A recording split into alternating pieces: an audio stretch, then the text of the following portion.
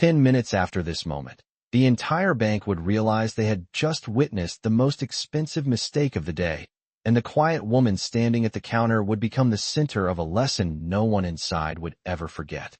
The morning sun streamed through the tall glass windows of Hamilton Federal Bank, reflecting across polished marble floors and rows of mahogany desks where well-dressed clients discussed investments, mortgages, and business accounts in calm, confident voices. It was the kind of place where tailored suits, leather briefcases, and luxury watches seemed almost like an unspoken dress code. When Sarah Whitman stepped through the front doors that morning, she looked nothing like the usual clientele. Her soft gray cardigan hung loosely over a plain white blouse, and her jeans were the comfortable kind someone might wear on a quiet weekend. A simple canvas tote rested on her shoulder, and her light brown hair was tied back in an effortless ponytail. She moved with quiet composure, the kind that comes from someone who has no need to prove anything to anyone. Most people barely noticed her at first. A few customers glanced up briefly before returning to their paperwork, and one or two exchanged subtle looks that suggested they had already decided she might have wandered into the wrong place. Sarah approached the long marble counter and waited patiently while a line of clients completed their transactions. When her turn finally arrived, she stepped forward and offered a polite smile to the teller behind the desk. The young employee greeted her with professional courtesy, but the moment Sarah placed a large check and a neatly organized folder on the counter, his eyebrows lifted slightly in surprise. The amount printed across the check read $250,000. The teller hesitated, scanning the document again before glancing toward the office of the branch manager. Within moments, Rebecca Collins emerged from her glass-walled office with the confident stride of someone accustomed to authority. Her tailored navy suit and precise posture matched the elegant surroundings perfectly. Rebecca had spent years building her career in banking, and she prided herself on recognizing serious clients the moment they walked through the door. When her eyes landed on Sarah, however, her expression shifted almost imperceptibly. It was the subtle tightening around the eyes, the faint pause that revealed a judgment already forming. She studied Sarah's clothing, the canvas bag, the casual appearance that seemed strangely out of place against the polished environment of the bank.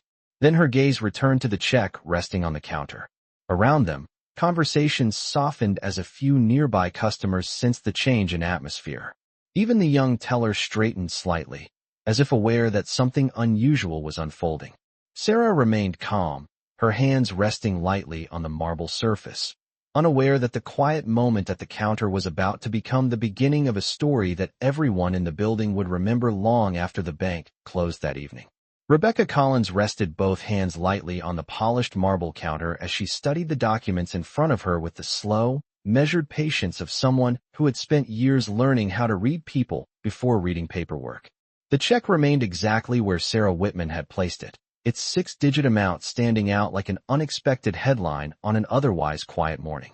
$250,000 was not a casual transaction, not in this branch, not from someone who walked in wearing jeans and carrying a canvas tote. Rebecca lifted the check carefully, her eyes scanning the printed details, then the signature at the bottom, and finally the organization name typed across the payee line. Whitman Education Foundation. The name meant nothing to her, at least not immediately. Still, something about the amount demanded attention.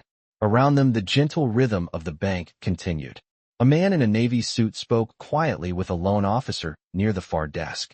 An elderly couple filled out paperwork at a small table beside the windows.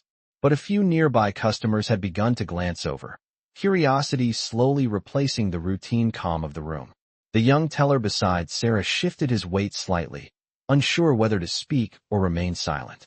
Sarah stood with the same calm composure she had shown since entering the bank, her hands resting lightly on the marble surface, her expression patient and polite. She had experienced this moment before in different forms. The moment when someone noticed the number before noticing the person. Rebecca tilted her head slightly as she examined the folder Sarah had brought with her. The documents inside were organized with careful precision.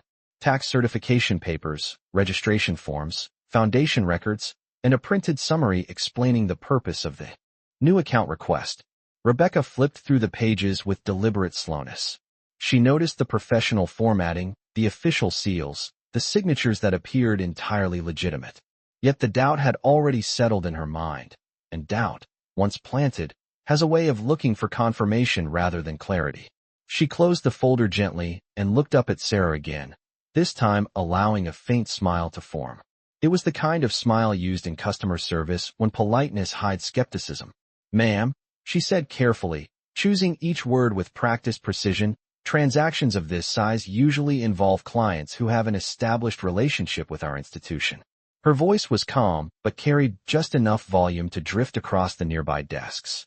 A few heads lifted slightly as the sentence reached them. Sarah nodded politely. "That makes sense," she replied in an even tone. "This will be the first account for the foundation at this bank. We were advised to open it in person because of the documentation requirements." Rebecca nodded slowly, as if considering the explanation, though the doubt in her eyes had not softened. "I see," she said, her gaze drifting once more to Sarah's clothing before returning to the check. "It is just that deposits of this size usually require verification procedures before we proceed." She tapped the edge of the check lightly against the counter. The young teller swallowed quietly, sensing the tension growing by the second. Sarah remained calm. "The funds come from our annual charity benefit," she explained gently. "All supporting documents are included in the folder." For a brief moment Rebecca said nothing. Her eyes moved across the room, noticing that two customers nearby had paused their conversations entirely. The air inside the bank seemed to hold its breath. Rebecca straightened slightly, then placed the check back on the marble surface with careful precision. "Well," she said, her voice now carrying just a little more authority than before, "before we continue, I believe we need to discuss whether this institution is the appropriate place to handle a transaction like this." Rebecca Collins allowed the silence to stretch for a moment after her words settled across the polished counter, as if giving the room time to absorb the implication behind them. The subtle change in tone had not gone unnoticed. The young teller beside Sarah Whitman glanced nervously between the two women, while a businessman, standing a few feet away, quietly paused mid-sentence during a phone call, pretending not to listen while clearly doing exactly that. Rebecca folded her hands together with professional precision and looked directly at Sarah again, her expression calm, but carrying a faint edge of skepticism that had grown stronger with each passing second. Hamilton Federal Bank maintained a reputation for exclusivity in the city, and Rebecca had spent years protecting that reputation. In her mind, serious financial institutions required serious clients, and serious clients usually looked the part the moment they walked through the door. Sarah, however, did not fit the picture Rebecca had built in her mind. The gray cardigan, the comfortable jeans, the canvas tote resting against her hip, none of it aligned with the image Rebecca expected from someone depositing $250,000. Rebecca lifted the folder again, flipping through the pages once more as if searching for something that might confirm her growing suspicion. The documentation appeared legitimate. The tax certification, the charity registration, the official seals, everything seemed professionally prepared. Yet the doubt remained. And doubt, when mixed with pride, has a way of growing louder than reason. "I am sure you understand," Rebecca continued carefully, "that institutions like ours must be cautious with large deposits, particularly when they come from organizations we have not previously worked with." Her voice carried just enough volume that several nearby customers shifted slightly closer without appearing obvious about it. The room had grown noticeably quieter now. Even the distant clicking of keyboards from the customer service desks seemed to soften.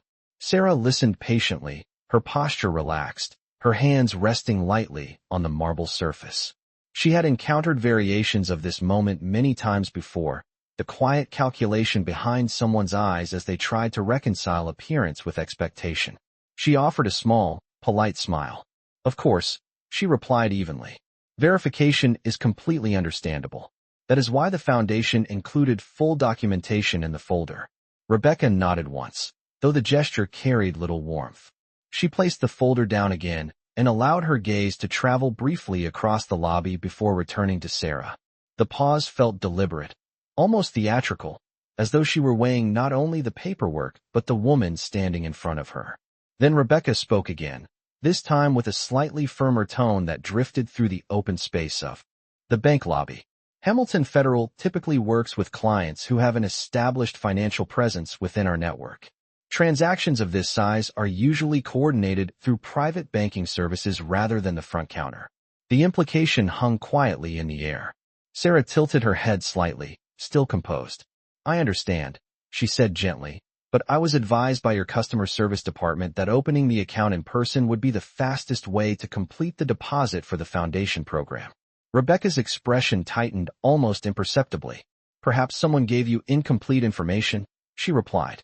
Her fingers tapped lightly against the marble surface as if emphasizing each word. The problem, you see, is that deposits of this size require a level of financial background that we normally review before moving forward. A soft murmur passed between two customers standing near the investment desk. One of them glanced openly at Sarah now, curiosity replacing discretion. The young teller beside Rebecca cleared his throat quietly, but said nothing. Sarah remained calm, though the faintest hint of color had begun to rise in her cheeks. The funds are for a scholarship program that supports public school students, she explained gently. The benefit event last month raised the full amount. Rebecca's eyes flicked toward the check once more before returning to Sarah's face. Then, with a measured breath, she straightened her posture and allowed her voice to sharpen just slightly. I am sure that is very admirable, she said, but before we proceed any further, I need to be certain that this transaction meets the standards expected by our institution and by the type of clientele we serve here.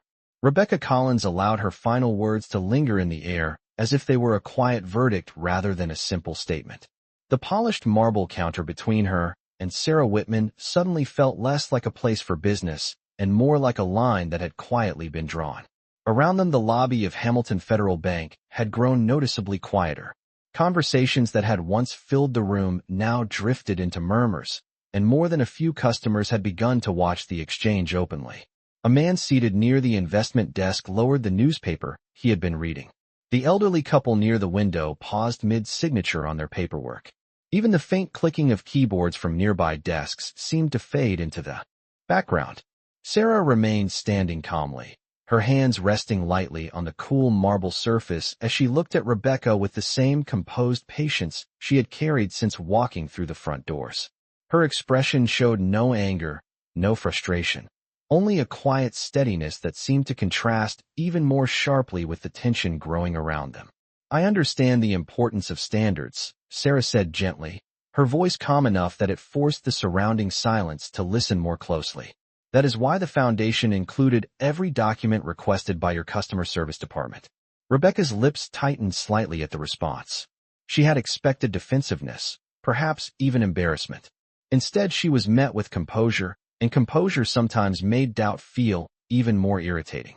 She lifted the check again, holding it carefully between two fingers as if weighing the paper itself. $250,000 is a significant amount, she said slowly, her voice now carrying clearly across the counter and into the open lobby. Transactions of this size usually involve individuals who maintain a certain financial profile with our institution. The words were polite, but the meaning beneath them was unmistakable. A quiet ripple of attention moved through the room. The young teller beside Rebecca shifted uncomfortably, glancing at Sarah before quickly lowering his eyes back to the computer screen. Sarah nodded once, still calm. The funds were raised through a public charity benefit, she explained softly. Every dollar supports scholarships for students who would otherwise not have the opportunity to continue their education. Rebecca listened, but the explanation seemed to do little to change her expression. She placed the check back onto the marble counter with deliberate care, aligning it neatly with the edge as though organizing paperwork rather than dismissing a person. I am sure the cause is admirable, she replied, though the tone suggested she had already decided something else entirely. However, Hamilton Federal must also ensure that transactions meet the expectations of our clientele and our internal standards. She paused briefly, allowing her gaze to travel from Sarah's cardigan to the canvas tote resting against the counter before returning to her face. Then Rebecca leaned forward slightly, lowering her voice just enough to sound more personal while still carrying across the quiet room. Perhaps this situation would be better handled by a different financial institution, she said carefully. One that specializes in community-level banking services. The sentence settled into the room like a dropped coin in still water. Several customers exchanged subtle looks. The implication had become impossible to ignore. Sarah's cheeks warmed slightly, though her voice remained even. "I was advised that this branch could process the account today," she replied. "The scholarship program begins next month, and the students are depending on the funds being transferred quickly." Rebecca straightened again, her patience now thinning beneath the polished professionalism. "I understand your urgency," she said, though the firmness in her voice suggested otherwise. "But Hamilton Federal must prioritize the type of financial relationships that align with our institution." Her fingers tapped lightly on the marble counter, the sound echoing softly in the silence. Then she looked directly at Sarah and added one final sentence, clear enough for nearly everyone in the lobby to hear. "I am not convinced this transaction belongs here." The final sentence Rebecca Collins spoke settled across the marble floor of Hamilton Federal Bank like a quiet judgment that could not be easily taken back. For a brief moment, the entire lobby seemed to hold its breath. The soft murmur of conversation that had once filled the room disappeared almost completely, replaced by a tension that several customers could now feel even if they did not know every detail of what had just been said. Sarah Whitman remained standing calmly at the counter, though the warmth in her cheeks had deepened slightly. She did not raise her voice. She did not argue. Instead, she looked at Rebecca with the same steady patience she had shown since the moment she arrived. "The scholarship program begins in 4 weeks," Sarah said gently, her voice calm and measured. "The students have already been selected. They are depending on these funds to arrive on time." Rebecca listened with a composed expression, but her posture had grown firmer, her shoulders slightly squared as though she had already made a decision she intended to defend. "I understand your position," she replied, though the tone suggested the opposite. "However, Hamilton Federal cannot process transactions that do not meet our internal expectations for financial relationships." A faint ripple of whispers moved through the nearby customers. One man standing near the customer service desk shifted his weight, clearly uncomfortable with the direction the conversation had taken. The young teller beside Rebecca stared quietly at his monitor, though it was obvious he had stopped working several moments ago. Sarah took a slow breath. Her hands rested lightly on the cool marble counter as she looked down briefly at the folder containing the scholarship documentation. Then she looked back up again. "Are you refusing the deposit?" she asked softly. Rebecca hesitated for only a fraction of a second before answering. "I am suggesting that this institution may not be the appropriate place for the type of transaction you are attempting to conduct." The distinction was subtle, but everyone in the lobby seemed to understand the meaning behind it. A woman seated near the waiting area shook her head slightly under her breath. Sarah stood quietly for a moment as the weight of the situation settled around her. She had walked into the bank expecting paperwork and signatures. Instead, she now stood at the center of a quiet spectacle.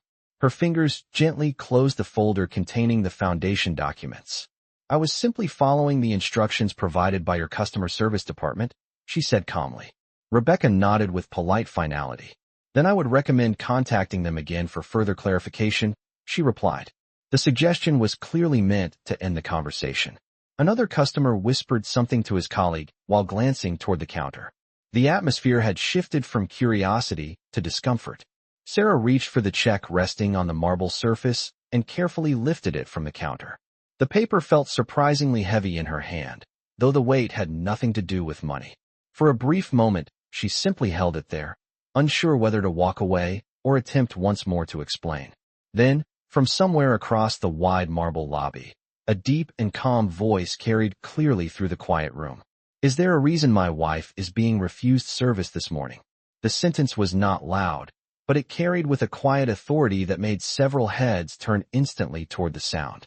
Sarah looked up first, and the moment she saw the familiar figure walking across the polished floor toward the counter, the tension that had been quietly building inside the bank was about to change completely. The calm voice that carried across the marble lobby did not need to be loud to command attention. It moved through the quiet air with a steady confidence that made several people instinctively turn toward the source. Conversations stopped completely. Even the faint tapping of keyboards faded as heads slowly pivoted toward the man walking across the polished floor.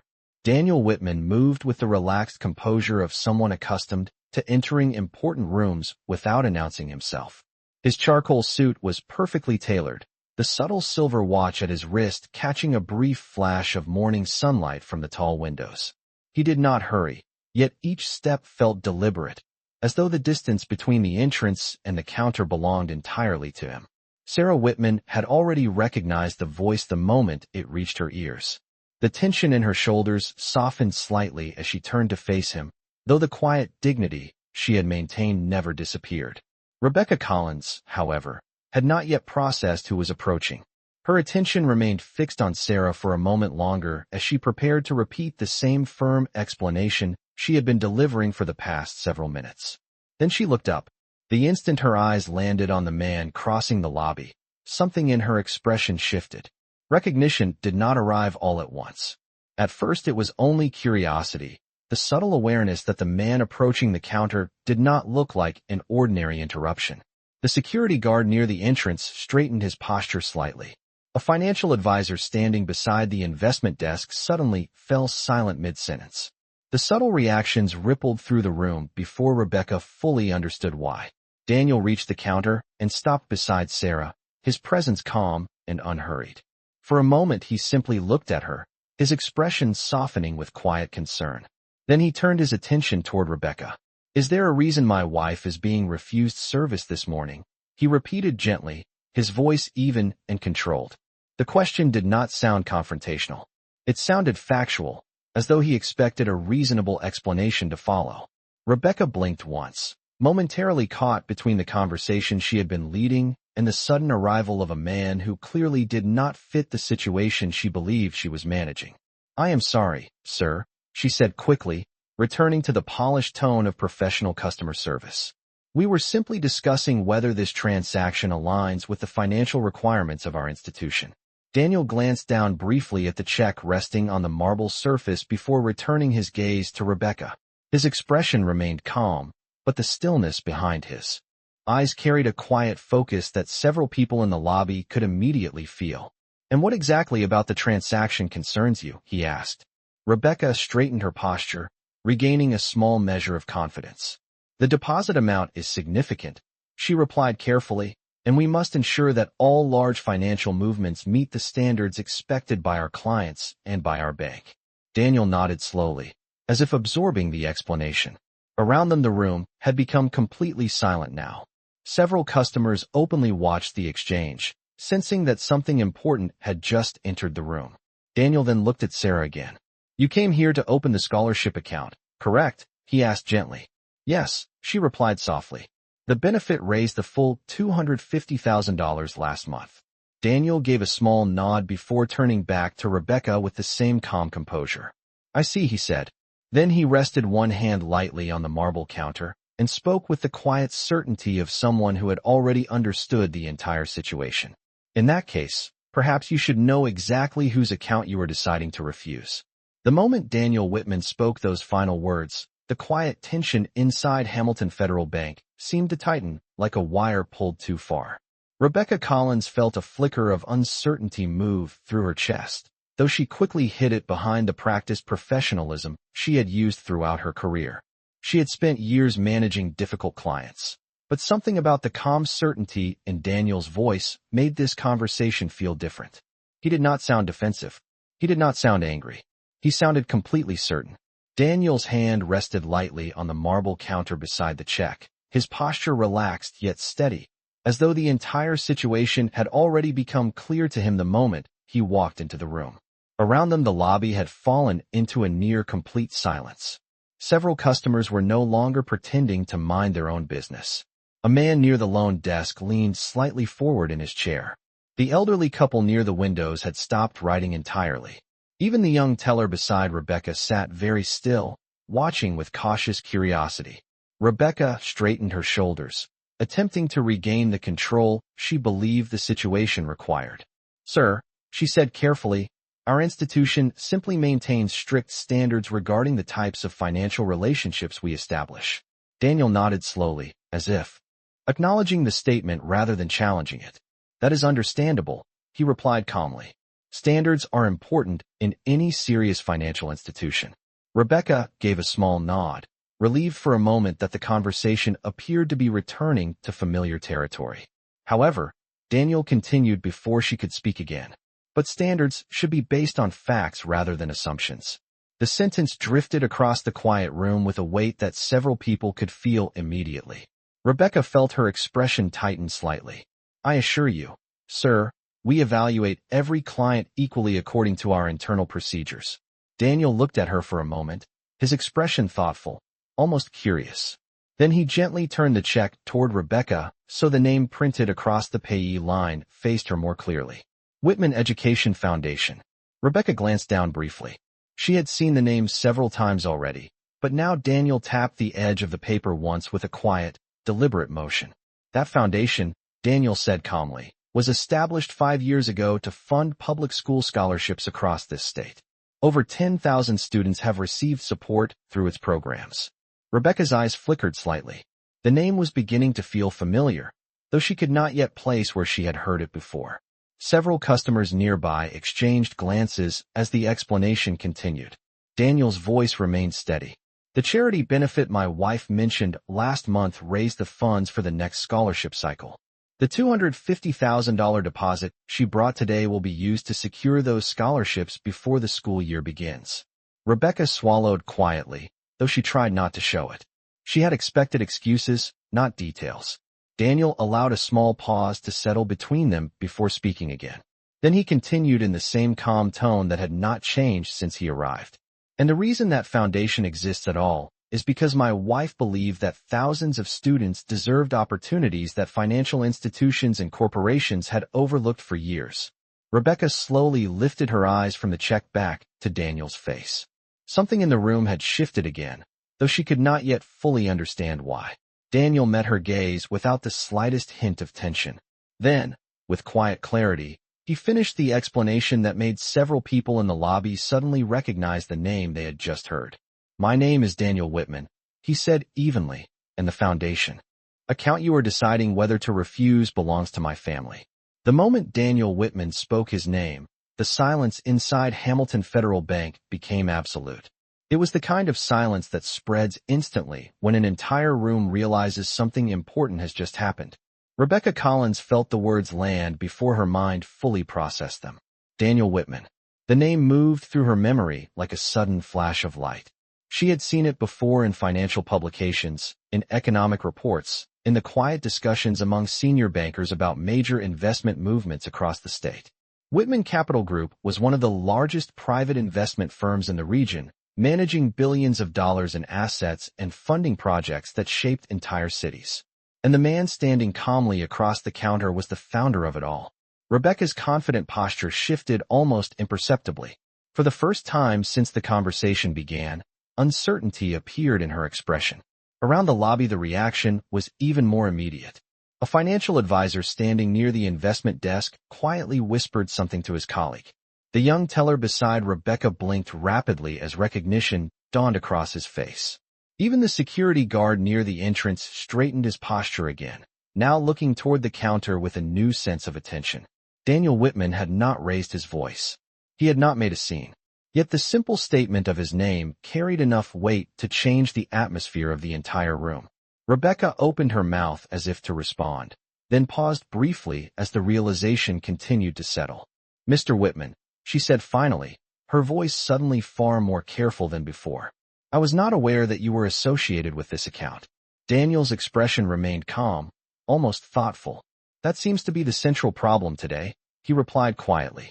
Rebecca felt heat rising slightly in her cheeks. The certainty she had carried earlier now felt dangerously fragile. I assure you, sir, our procedures require us to verify all financial transactions before proceeding. Daniel nodded once as if acknowledging the explanation, though his eyes remained steady. Verification is reasonable, he said, but refusing service based on appearance is something very different. The words were spoken gently, yet the meaning carried through the room like a clear bell. Several customers nearby lowered their eyes, suddenly aware that they had just witnessed something uncomfortable. Rebecca glanced briefly toward Sarah. Desk quietly folded his newspaper. The young teller beside Rebecca remained completely still, watching the exchange unfold with wide eyes. Rebecca took a careful breath before speaking again. Mr. Whitman, I sincerely apologize if my comments came across in a way that suggested anything other than our standard procedures. Daniel listened without interrupting, then nodded slightly. Procedures matter, he said, but so does respect. He turned his head briefly towards Sarah, his expression softening as he looked at her. The Whitman Education Foundation exists because my wife believes that opportunity should not depend on where a student is born or what their family earns. The room remained silent as he continued. The deposit she brought here today will pay tuition support for students entering college this fall. Students who spent years working hard for a chance most people take for granted. Rebecca lowered her eyes toward the marble counter. Daniel returned his attention to her, though his tone remained steady rather than confrontational. Wealth does not always look the way people expect, he said quietly. And sometimes the people doing the most important work prefer to live simply. He allowed a small pause before finishing the thought. That does not make their contributions any less valuable. Rebecca nodded slowly, clearly aware now that many people in the lobby had witnessed the entire exchange. I understand, she said quietly. Daniel studied her for a moment, then finally gave a small nod. In that case, let us complete the deposit and ensure the scholarship account is ready before the end of the day. Rebecca immediately moved to the computer terminal, her earlier hesitation gone as she began processing the paperwork with careful efficiency. The young teller beside her quickly organized the documents Sarah had brought, his movements noticeably more respectful than before. Within minutes, the necessary forms were printed and the account confirmation prepared. Sarah signed the final document with the same calm composure she had carried since walking through the door. As Daniel and Sarah turned to leave the counter, the quiet lobby slowly returned to motion. Conversations resumed, chairs shifted, keyboards began clicking again. Yet several customers watched them walk across the marble floor with thoughtful expressions. Daniel opened the door for Sarah as sunlight spilled across the entrance. And for everyone who had witnessed the morning unfold inside Hamilton Federal Bank, one lesson remained clear long after they stepped.